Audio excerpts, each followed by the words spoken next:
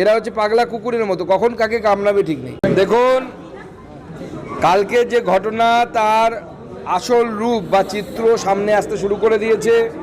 6 জনকে police already গ্রেপ্তার করেছে। সেই 6 জনই দেখা যাচ্ছে তারা তৃণমূল কর্মী। তারা লাভলি মৈত্রর একদম কাছের এবং লোকাল কাউন্সিলরের একদম কাছের।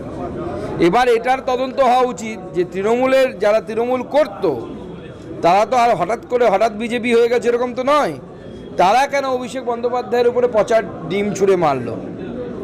এই প্রশ্নের উত্তর এখন মমতা বন্দ্যোপাধ্যায়কে দিতে হবে। আর হসপিটাল ভর্তি নিচ্ছে না, অমুক করছে না, এগুলো গল্প ছাড়ুন।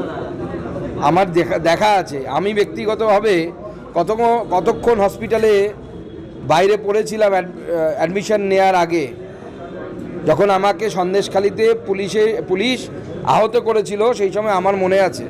তো আমরা এইসব দেখে অভ্যস্ত, আমাদেরকে এই গল্প শোনাতে আসবেন না। ডাক্তাররা প্যান 40 লিখে দিয়েছে, অর্থাৎ অ্যাসিডিটির ওষুধ, আর তাকে হসপিটালে ভর্তি নিবে।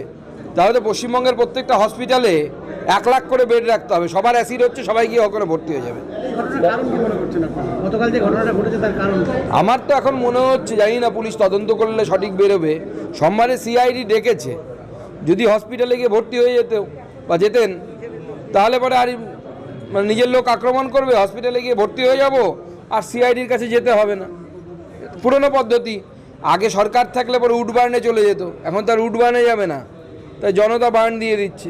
মমতা যে একটা কথা বলছে, কালকে বলেছে, অভিযোগ করছে ঠিকঠাক চিকিৎসা হচ্ছে না হাসপাতালে। রোগটা কি আগে সেটা তো বলতে বলুন, তারপরে তার চিকিৎসা হবে।